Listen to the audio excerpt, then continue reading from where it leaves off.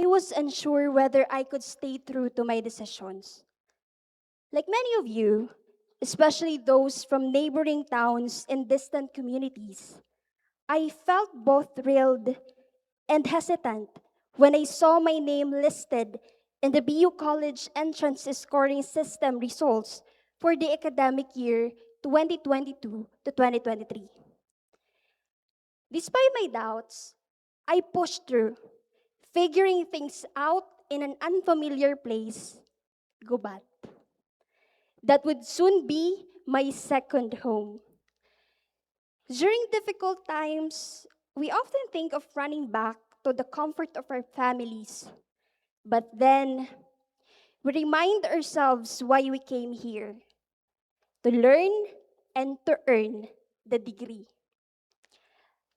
At one point, when I felt burned out and was dealing with a health concern at the same time, I asked myself, kaya ko pa ba?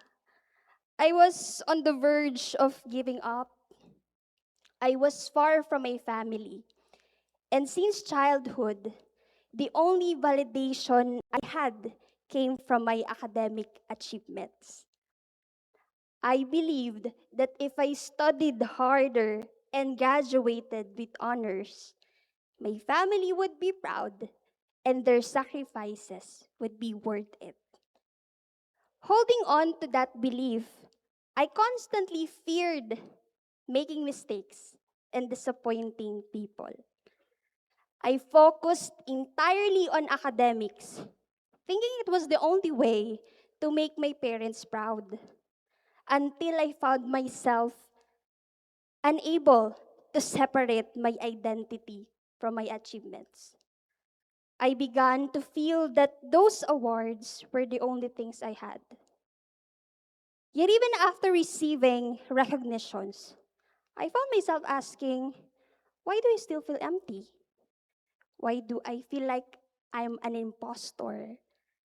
If all these awards disappear, who am I? It was an exhausting cycle, one I was trapped in for a long time, until I finally decided to break free. In the middle of that chaos, I asked for help.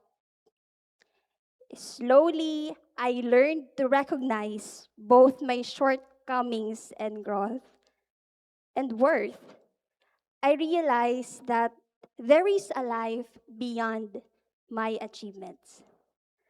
Yes, we may feel the constant pressure to become more, but pressure is here to stay, and so are we. Every time we feel tired along the journey, it is equally important to honor our human need to rest, both physically and mentally. Before returning to our WH questions, what are those? Who we truly are, where we came from, what we stand for, and why we started. Today, I feel deeply honored to stand here, not just to share my personal journey, but to represent the collective resilience of our batch. Every graduate in this room has a unique story to tell. I see you, guys. We may have struggled and coped in different ways, but we shared a common goal, that is to survive. Others may only see the milestone we have reached today, but we remember what happened behind the scenes, the sleepless nights, the moments of self doubt, the times some of us skip meals, not by choice, but by circumstance, the health struggles, the balancing of academics and extracurriculars, the part time jobs, the responsibilities at home, the one that got away or thought got programs we let go of. And the days we kept going even when motivation was nearly gone. College felt like being chased by reality while trying to hold back our tears and exhaustion. It was a mix of challenge, guilt, existential crisis, joyful and bittersweet moments, and both small and big victories. And after everything, where did it all lead us?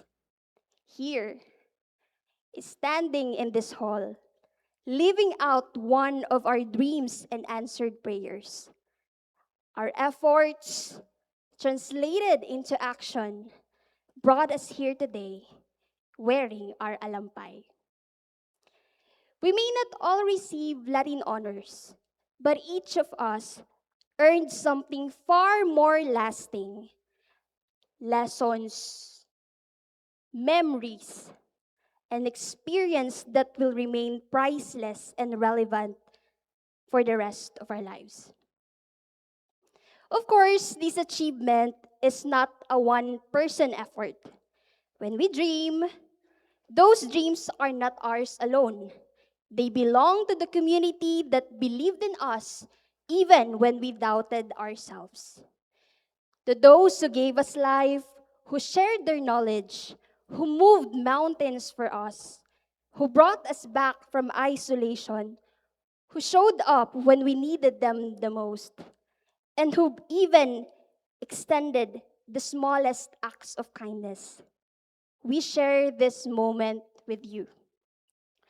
To our teachers, professors, instructors, and mentors from daycare to high school, and now to the Bicol University, especially the faculty and personnel of Biugubat campus, thank you for going beyond your duties.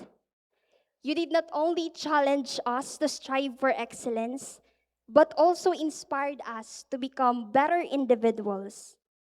Because of you, we were able to sharpen our skills, nurture our talents, and pursue our aspirations. We are the products of your compassion, dedication, and commitment to education. As an aspiring educator, I hope to become like you and guide future students on their own journeys. To our communities back home, who reminded us that no dream is pursued alone, we honor you. Growing up in my humble barrio, Barangay Danao in Bulan, Sorsogon, taught me the power of education, not only to uplift our lives, but also to transform lives of those around us. To the people we encounter every day, the tricycle, jeep, and Egypt drivers who bring us to school, the karinderya vendors who serve our favorite meals, the cashiers at department stores and convenience stores where we buy our supplies and snacks. Maraming salamat po sa inyo. To our classmates, friends, and best friends, you are an essential part of the success. To every block that became family, Bat A, Bat B, BEd, BSE, BSBA Microfinance, BSED Phil, and most especially, my BSED Social Studies Cuties family. We have been through so much together, and now we celebrate the fruit of our hard work. To the organizations I had the privilege to be part of, the Socios Ilustrados, BU Gubat Campus College Student Council, BSED Society, BU OBFS, and many more. Thank you for helping me grow as a student leader. To my closest friends, my homies, my childhood and high school best friends, unpopular opinion, and my college best friends, yummy girls, chismis. Thank you for the laughter, the tears, and the unforgettable memories. You know who you are. I am deeply grateful for your presence, kindness, and genuine care to me. To our families, our greatest source of strength and inspiration, We are forever grateful for your unconditional love, prayers, and sacrifices. Let us give them our biggest smiles, warmest hugs, and loudest applause because we would not be here without them.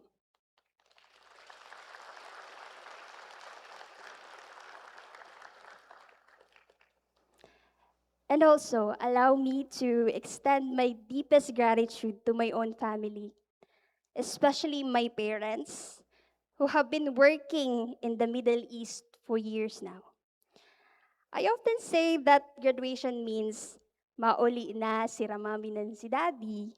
Although things did not go exactly as planned, I have always felt their love, no matter the distance. I am also blessed to have my grandparents here with me today. Mami, Daddy, Mama lang, Papa lang, salamatunon po sa pagpadaba, sa pagpatako sa ako sanmayad, sa halabao na pasensya sa akin na ini, sa pagiging strongest supporters ko, at sa pag-una sa mga pangarap ko. Kinaya ko ini at kakayanon ko pa intiro para sa Indo. You will always be my constant heartbeat, the ones who never stops believing in me. Above all, to the Creator, our Lord, thank you for the gift of life and for guiding us through every uncertainty. You carried us to this moment and will continue to lead us in the next chapters of our lives. Before I conclude, let me highlight the word step. Literally, it means lifting our foot, moving it forward, and placing it down. Research suggests that a person's lifetime steps, when done consistently, around 8,000 to 10,000 steps a day, can contribute to a longer life. If life is measured in millions of steps, then each step we take should be intentional. As we move beyond the university, whether we walk, we run, we leap or stumble, it is okay not to know where exactly we are headed. After all, the journey of a lifetime is never meant to be revealed all at once. A single step is still a step, whether big or small, fast or slow. We may fall, pause, or start over due to missteps, but what really matters is that we keep moving forward. This graduation is not our destination. It is only the next step. Yes, it may feel bittersweet that 4 years of college can end in just one afternoon. But within this afternoon lies the beginning of our new dreams. So let us continue walking the path meant for us while honoring our need to rest, appreciating the process as much as the outcome, is staying ambitious yet grounded, and moving forward with intention. As the promise of education transforms into opportunities, may we almost carry the four pillars of our university, especially character. As we strive to become values-driven professionals and lifelong learners. Fellow graduates, place both of your hands over your heart and say, I made it. Both of your hands, please. Okay, 1, 2, 3. We made it. Congratulations, BU Gubat Campus, class of 2026.